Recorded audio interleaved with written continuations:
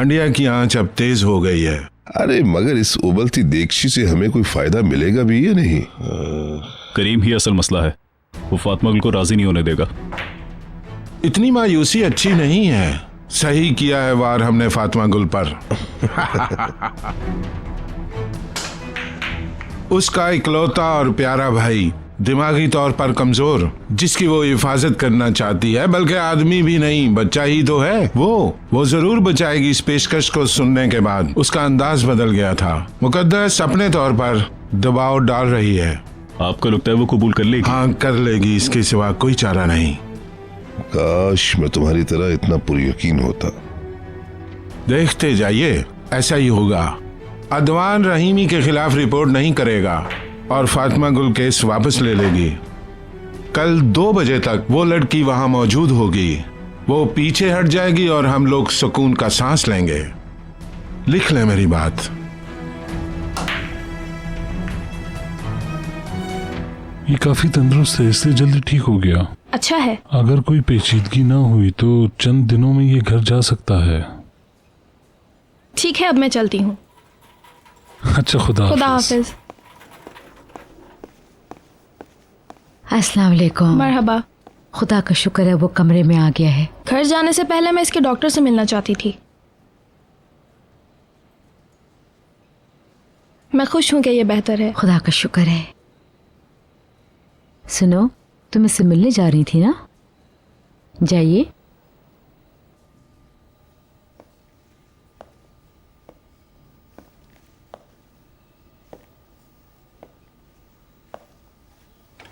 Doctor ने कहा इतनी बेताबी मेरे लिए ठीक नहीं है। लगता है सर्जरी से भी तुम्हारा हिस्से मिजाज बेहतर नहीं हुआ। क्या तुम्हें मेरी फिक्र हो रही थी? बहुत शुक्रिया तुम्हारा। लगता है इस हादसे का कोई ना कोई फ़ायदा तो हो ही रहा है मुझे। चोट खाकर मेरी ज़िंदगी में नई तब्दीली आई है। बिल्कुल, मुझे भी यही लगता है। मगर मैं अब भी समझ नहीं पाई कि तुम पर हमला क्यों हुआ था। तुम उस लड़की से क्यों मिलने गए थे? तुम्हारी खातिर, ताकि मैं तुम्हारे सामने अपनी सफाई पेश कर सकूं। मैंने कहा था ना, मैं उसे तुम्हारे सामने सच बोलने पर मजबूर कर दूंगा।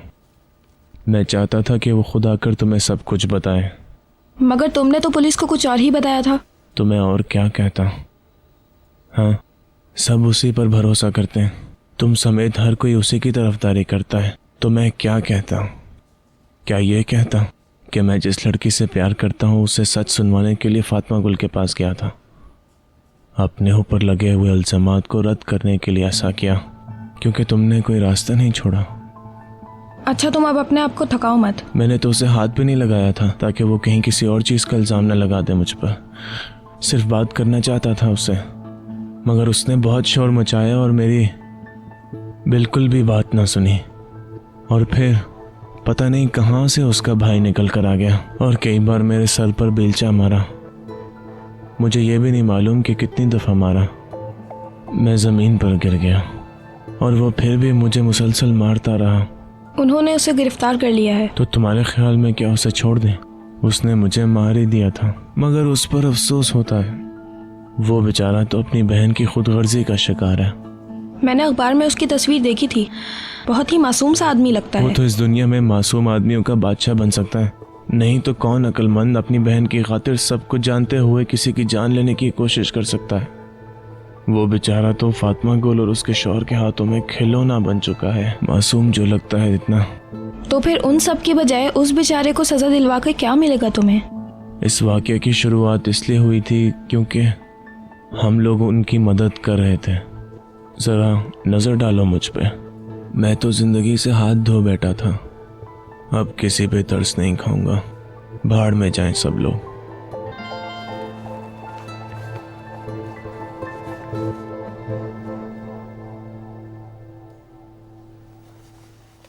अच्छा, खैर अब मुझे चलना चाहिए।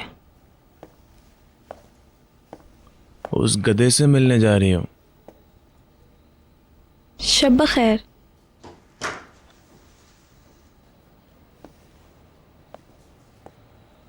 तुम्हें देख के बहुत खुश हुआ होगा यकीनन। शुक्रिया तुम्हारा। शब खैर। शब खैर।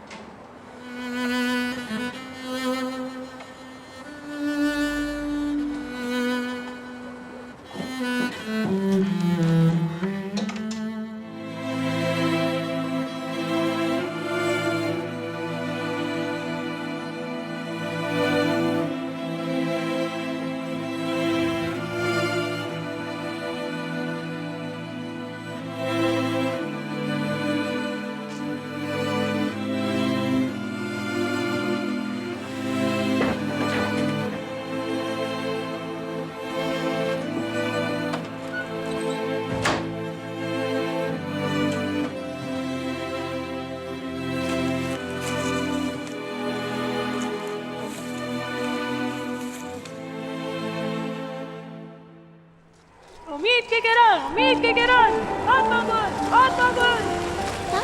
कदम बढ़ाओ, अब तुम्हारी साथ है। फातिमा गुल तुम हमेशा करीम, तुमने देखा हम तन्हा नहीं हैं।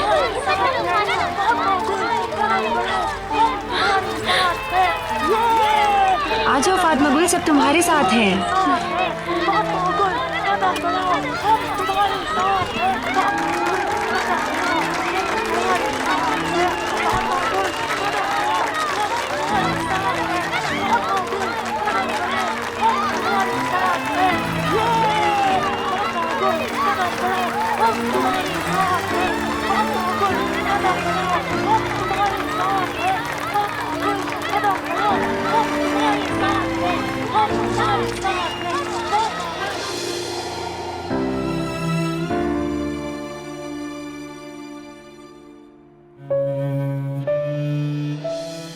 अम्मी कैसे तुम्हारे बाल बनाती थी ना,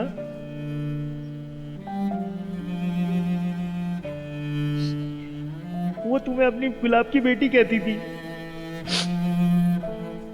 गुलाब की खुशबू वाली फातिमा गुल, अब रोना बंद कर दो। तुम बिल्कुल ठीक हो जाओगी, सब कुछ ठीक हो जाएगा। रोना नहीं, बस रोना नहीं। चलो बस सो जाओ अब तुम, सब ठीक हो जाएगा।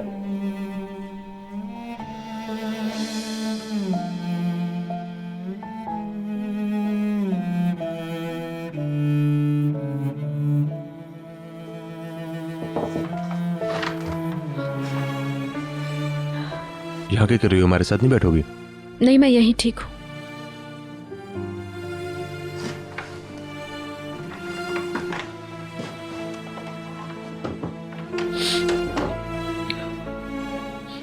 ठीक तो हो तुम? फातिमा गुल, मैं जानता हूं तुम उलझी हुई हो और ये बात समझ में भी आती है। मुझे कोई उलझन नहीं है करीम, सब कुछ साफ है, आईने की तरह हर बात वाज़ेह है। या तो मेरा मुकदमा या फिर भाई, दोनों में से किसी एक को चुनना है, यही वाहिद हल है। फातिमा गुल, उनकी ऑफर पे अमल ना करने का मतलब ये नहीं कि तुम अपने भाई का साथ छोड़ दो। कादिर भाई उसे छुड़वाने की कोशिश कर तो रहे हैं, लेकिन वो कुछ भी नहीं कर सकते, जानती हूँ मैं करीम। फातिमा गुल देखो, अगर तुम इस केस से पीछे हट गई तो तुम्हारी सारी मेहनत बेकार हो जाएगी। तुमने ये सोचा है कभी? पता है। देखो फातिमा गुल, उन्होंने जो तुम्हारे साथ किया, तुम उसके बाद उन्हें कैसे आजाद छोड़ सकती हो? ऐसा नहीं हो सकता कि मैं अपनी वजह से अपने भाई को तकलीफ दूं। ठीक है, मैं समझता हूँ तुम्हारी बात को, मगर करीम, इस वक्त कोई भी मुझे नहीं समझा सकता, तुम भी नहीं समझा सकते।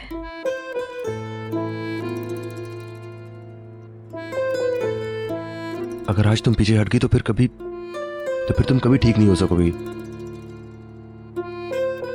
जब तुम्हें इस बात का एहसास हो जाएगा कि तुम हार चुकी हो, जबकि तुम हारना नहीं चाहती हो, मैं जानता हूं, तो तुम्हारे अंदर से ठीक होने की ख्वाहिश खत्म हो जाएगी। तुम्हारे जख्म फिर से हरे हो जाएंगे। ये पछतावा तुम्हारे बोझ में और इजाफा कर देगा। उसे सहना तुम्हारे लिए बहुत मुश्किल हो जाएगा और पहले से भी ज्यादा तकलीफ होगी तुम्हें। उनके किए की सजा तो नहीं दिलवाओगी उन्हें, मगर ये सजा तुम खुद सारी जिंदगी अपने आप को देती रहोगी। इतने जख्म अपनी रूह पे लगा के तुम मेरे साथ कोई रिश्ता नहीं बना पाओगी। तुम उस केस से ही नहीं, बल्कि हम दोनों के मुस्तकबिल से, हम दोनों की उम्मीदों से सबसे पीछे हट रही हो तुम। उन्होंने जो अजियत तुम्हें पहुंचाई है वो उससे बरियत जुमा हो जाएंगे। तुम अपने ख्वाब और आरज़ुएं कैसे कुर्बान कर सकती हो? गलती तो उन्होंने की है, फिर तुम उसकी सजा अपने आप को कैसे दे सकती हो? क्योंकि मैं अब थक चुकी हूं,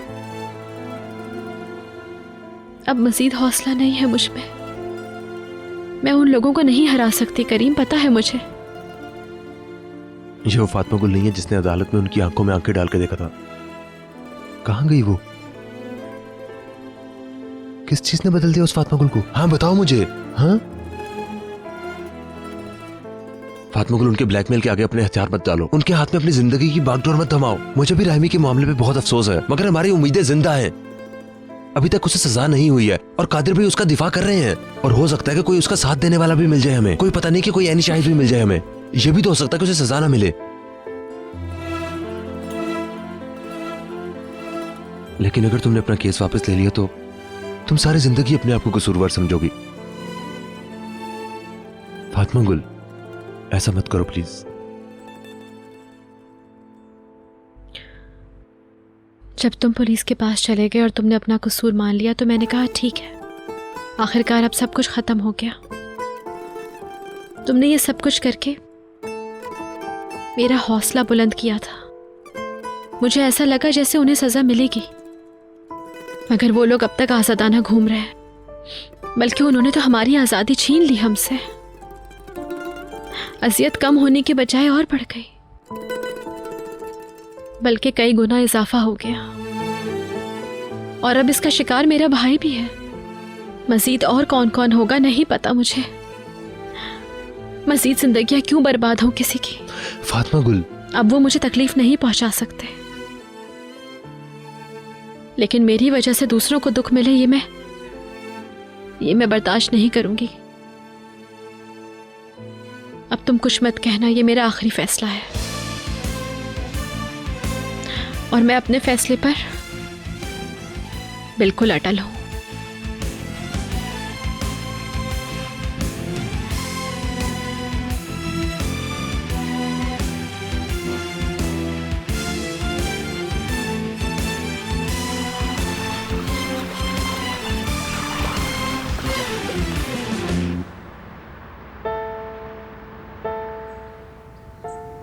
चलो तुम अपना दूध खत्म करो, फिर मैं तुम्हारी बहन का पेट भरूंगी। Good morning. Good morning.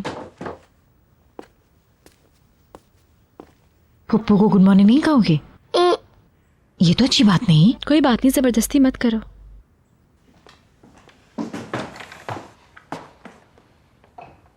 Good morning. Good morning. Good morning. Mariam आपा अभी तक सो रही हैं? वो आज सुबह ही रेस्टोरेंट चली गई थी और गाड़ी भी अपने साथ ही ले गई थी। कहा था कि तुम्हें बता दूं। और कादिर भाई? वो तो उनसे भी पहले निकल गए थे, कह रहे थे कि आज कोई मुकदमा है। वो उनसे बात करके मेरा फैसला सुना देंगे ना? मैं नहीं जानता इस बारे में। हमें उनको बताना होगा ताकि दोनों मुकदमे खत्म हो सके। फोन करने की क्या जरूरत है? मुनीर तो तयशुदा वक्त के मुताबिक वहां पहुंच ही जाएगा। उम्मीद है कि कादिर भाई अकेला नहीं छोड़ेंगे मुझे। कादिर भाई को छोड़ो, मैं तुम्हें वहां खुद ले जाऊंगा। हाँ बिल्कुल, इसे अकेले मत जाने देना। करीम चाय नहीं पियोगे? नहीं, मैं नाश्ता नहीं करूंगी। मुझे मरियम आपा की मदद करनी है जाके, वरना देर हो जाएगी। काम पर जाते हुए जरा रास्ते में मुराद को स्कूल छोड़ देना। मुझे स्कूल नहीं जाना। अब मुझे गुस्सा आ रहा है। जब तक डैडी जेल से नहीं आएंगे मैं स्कूल नहीं जाऊंगा। तुम्हारी पप्पू ने डैडी को जेल से लाने का वादा किया है। वो कैसे करेंगी? बस कर लेंगी। फातिमा को तुम्हारा फैसला बिल्कुल सही है। सब कुछ खत्म हो जाएगा, हमारे लिए कोई सरदर्दी नहीं बचेगी और तुम्हारा भाई सारी जिंदगी तुम्हारा एहसानमंद रहेगा।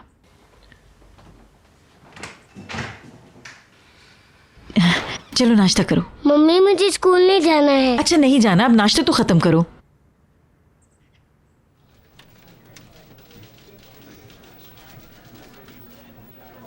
Good morning. सुबह बखैर। मेरा नाम कादिर है, मैं रहीमी कितान जी का वकील हूँ। मेरी आज मुलाकात है उससे। रहीमी को हमने हॉस्पिटल भेज दिया है। खैरियत? क्या हुआ? उसकी जिस्म पे काफ़ी घाव बन रहे थे। या अल्लाह खैर। कौन से हॉस्पिटल में? सरकारी हॉस्पिटल ही होगा। आरिफ, ज़रा मालूम तो करना उसे कौन से हॉस्पिटल ले गए। 1 मिनट बताता हूँ।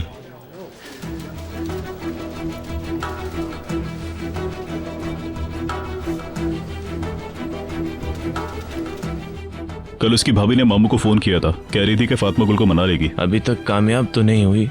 करीम तो जैसे होश ही खो बैठा। बताइए ना मामू। वो औरत भी हमारी तरफदार है। तो और वक्त नहीं लगेगा, सब खत्म हो जाएगा। बिल्कुल।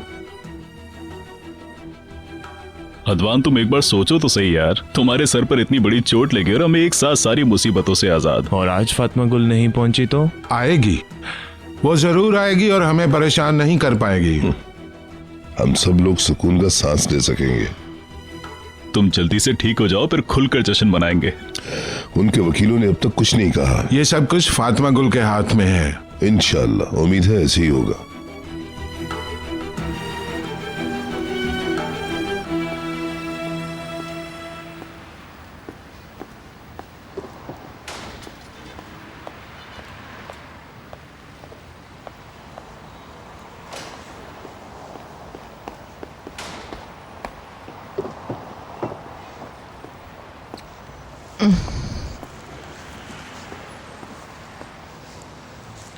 आप लोग जरा हमें अकेला छोड़ दें। जी मैडम।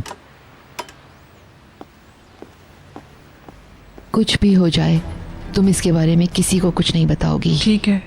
ये बहुत अहम है, जिंदगी और मौत का मामला है मेरे लिए। बेफिक्र हो जाए। तुम्हें इसकी जिम्मेदारी इसलिए दे रही हूँ कि किसी और पर भरोसा नहीं कर सकती। मैं तुम्हें फ़ोन करके बताऊंगी कि तुम्हें क्या करना है। मैं अपनी जान से भी ज़्यादा इसकी हिफाजत करूंगी। हर चीज़ के लिए बहुत बहुत शुक्रिया। मैं तुम्हारी हमेशा एहसानमंद रहूंगी। ये राज है, अपने पास संभाल कर रखना। ठीक है। अब तुम जाओ और मेरे फ़ोन का इंतज़ार करना। बहुत शुक्रिया। अपना ख्याल रखिएगा। किसी चीज़ की भी ज़रूरत हो तो मुझे फ़ोन कर दीजिएगा, मैं पहुंच जाऊंगी। कोई बात नहीं, हम अब हॉस्पिटल जाएंगे। ठीक है। अपना बहुत ख्याल रखना।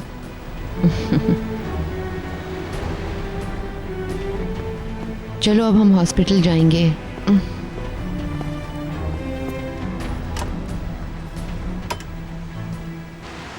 हाँ बस ठीक है, यहाँ उतार दो। Have a good day.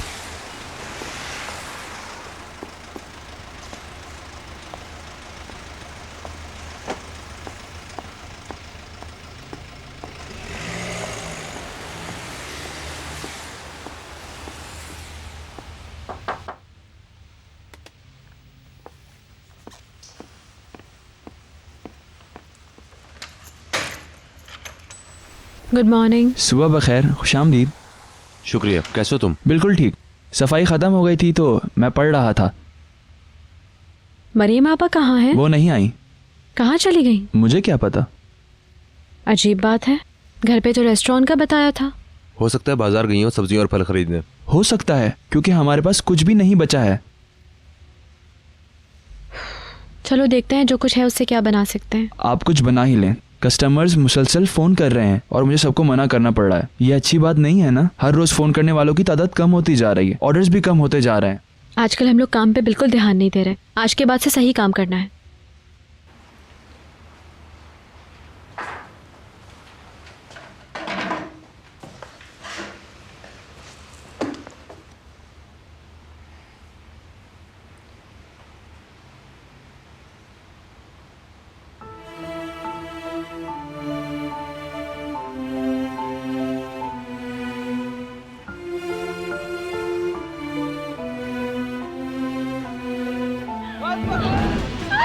अगर तुमने आइंदा जबान खोली तो मैं तुम्हारी जबान काट दूंगा, काट कर खुद तो खुद ही दूंगा। आओ तुम जलील औरत। चले जाओ यहाँ से, दफा हो जाओ। दरवाजा खोले ना पप्पो। बाहर मत आना। पप्पो क्या हुआ? अगर तुमने आइंदा जबान खोली तो मैं तुम्हें खत्म कर दूंगा। मैं तुम्हारी फैमिली को भी खत्म कर दूंगा। समझ गई तुम? मेरी बात कान खोल कर सुन लो। आइंदा जबान खोली तो जिंदा नहीं बचोगी।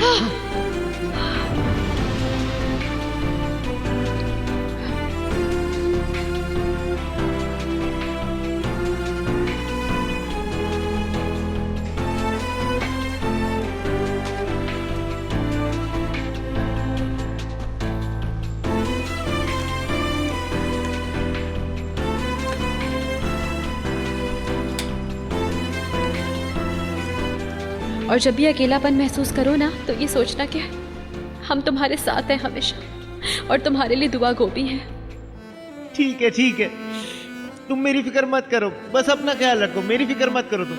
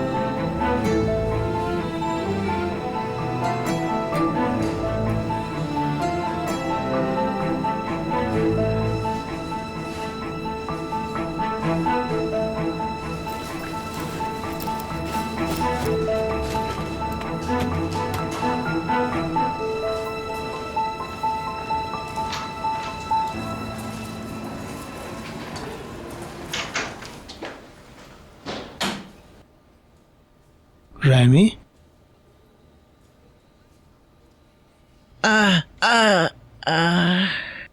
रुको रुको, लेटे रहो। ये क्या हो गया तुम्हें? अल्लाह जल्द सेहत याब करे। शुक्रिया। वो कह रहे हैं कि मेरी स्किन पे कोई जल्दी बीमारी है, कोई इन्फेक्शन है। मैं तुम्हारी मदद नहीं नहीं नहीं नहीं, दर्द होता है। आप टच करेंगे तो, कोई भी टच करता है ना तो बहुत दर्द होता है। बहुत ही अजीब बीमारी है, तंग आ गया हूँ मैं। तुमने तो कहा था कि ये कोई एलर्जी है। मुझे क्या पता था ये इतनी बढ़ जाएगी। कल रात ही ये धब्बे इतना बढ़ना शुरू हो गए और तकलीफ भी बढ़ गई है इनमें। सुनकर अफसोस हुआ। नहीं नहीं, फातिमा गुल कैसी है? मुराद और बाकी सब कैसे हैं? सब लोग बिल्कुल ठीक हैं, तुम फिक्र मत करो। अच्छी बात है, बहुत अच्छी बात है। इनसे कहिएगा कि अपना ख्याल रखें और उन्हें नहीं बताइएगा कि मैं अस्पताल में हूँ।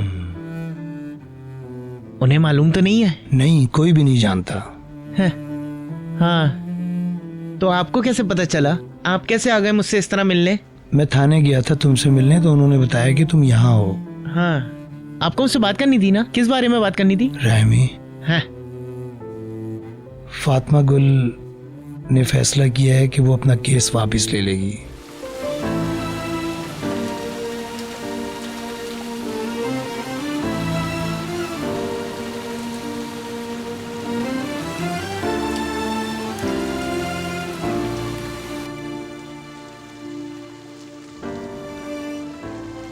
हो गया तुम्हारा काम? जी, मगर मुझे मरियम आबा की फिक्र है। बाजार में इतनी देर तो नहीं लगनी चाहिए। फोन करें क्या इन्हें? नहीं, रहने दो, हो सकता है उन्हें कुछ और काम हो।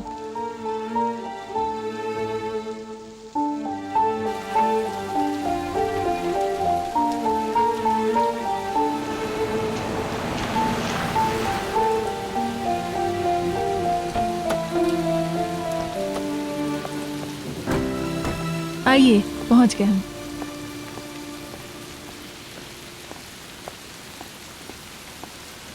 अस्सलाम वालेकुम। हेलो। एक मेहमान लेकर आई हूँ साथ। कैसी हैं आप? खुश आमदीद। शुक्रिया करीम साहब। मुक़द्दस खातून को फ़ोन किया था तो उन्होंने बताया कि तुम लोग यहीं पर होगे। आइए ना। फातिमा गुल, ये नूरदान खातून है, तुमसे मिलने आई हैं। खुश आमदीद। मरहबा। बहुत शुक्रिया। नूरदान खातून उन लोगों में से एक हैं जिन्होंने तुम्हें ख़त लिखा था। वाकई में? यहाँ पे बैठ जाते हैं ना हम लोग। आ जाएं। चाय बन गई है क्या? हाँ, मैंने अभी ताज़ा बनाई है। अरे आप चाय पियेंगी ना? मंगाऊं? बिल्कुल। ठीक है, मेहमद चाय लेकर आना ज़रा। तुम लोग भी यहाँ आकर बैठ जाओ ज़रा। नूरदान खातून तुम्हें कुछ बताना चाहती हैं। फिक्र मत करो, हम लोगों को ज़्यादा वक्त नहीं लगेगा इसमें।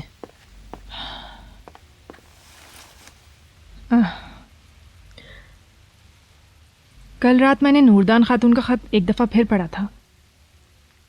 पहली दफ़ा पढ़ने पर भी इस ख़त ने मेरे दिल को छू लिया था। एक एक लफ्ज़ जैसे दर्द में डूबा हुआ था।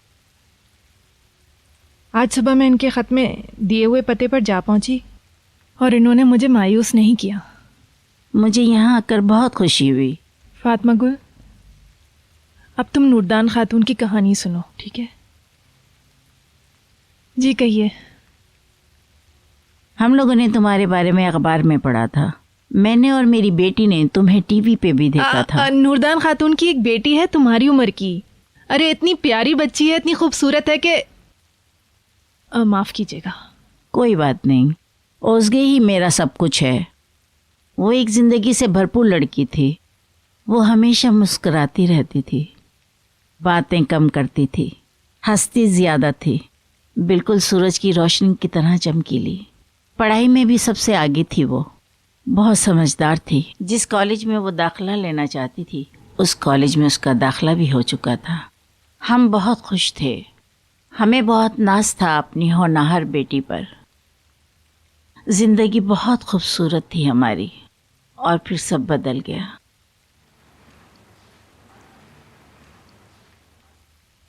एक दिन ऑफिस से वापस आई तो मेरी बेटी तबाहाल बैठी थी।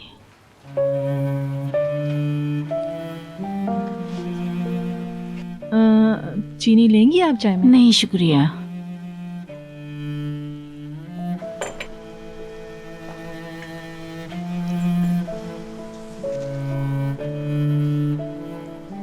फिर मुझे पता चला उसके साथ क्या हुआ है। हम फौरन उसे हॉस्पिटल लेके गए। उसने डॉक्टर और पुलिस वालों के सामने कुछ भी नहीं कहा। उसके साथ क्या हुआ था, कैसे हुआ था, वो घर कैसे पहुंची, उसने इस बारे में हमें कुछ भी नहीं बताया। उसके बाद से मैंने अपनी बेटी की आवाज नहीं सुनी। उसने बात करना ही छोड़ दी थी, कुछ नहीं कहती थी।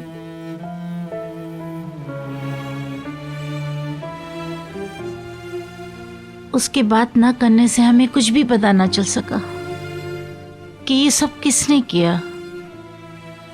रात को ख्वाबों में आने वाले चेहरे भी उसे मजबूर ना कर सके कि वो कुछ कह सके। सोते वक्त वो अपनी आंखें कस के बंद कर देती थी। उसके हाथ मुट्ठी की शक्ल में जकड़े होते थे।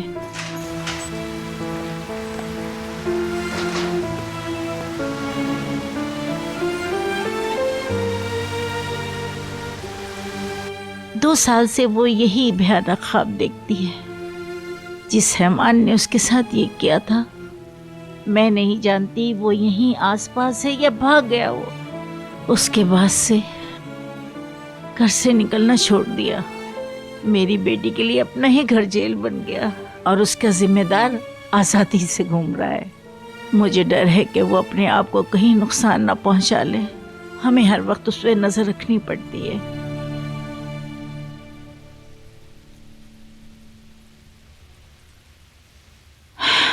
जब उसने तुम्हें देखा तो पहली बार मुस्कुराई। तुम्हें टीवी पे देखा था उसने। पहली दफा उसने किसी चीज पे तवज्जो दी थी। अगली सुबह उसने दरवाजे पे से अखबार ले लिया, तुम्हारी पूरी कहानी पढ़ी और चुपचाप रोती रही। मैं उसे तुम्हारी मिसाल देती हूँ। कहती हूँ देखो फातिमा गुल तो खामोश नहीं रही। उसके हाथों से उसकी जिंदगी कोई नहीं छीन सकता, क्योंकि जंग जारी रखेगी, वो हार नहीं मानेगी। इसमें शर्मिंदगी की कोई बात नहीं। तुम्हें अपने आप से शर्माने की कोई जरूरत नहीं। मेरी आखिरी उम्मीद तुम ही हो फातिमा गुल। मेरी बेटी तुम्हारे जीतने का इंतजार कर रही है। मुझे पूरी उम्मीद है तुम्हारी दी हुई हिम्मत से वो अपनी जिंदगी में वापस लौट आएगी। जब वो तुम्हें देखती है तो उसकी आंखों में चमक सी आ जाती है। वो चमक मुझे मुस्तकबिल की नवीद लगती है। मगर मुझे पता चला कि तुम हथियार डाल रही हो। तुम चाहो तो खामोश हो सकती हो। इस मामले में हमें कुछ कहने का हक तो नहीं है। जाहिर है ये तुम्हारा अपना फैसला है, मगर अपनी आवाज बंद ना करो फातिमा गुल। उन लड़कियों की आवाज बन जाओ जिन्होंने तुम्हारी तरह तकलीफ उठाई है और आज गूंगी हो चुकी हैं। मैं अपनी बेटी की आवाज सुनने को तरस गई हूँ फातिमा गुल। उसकी आवाज बन जाओ।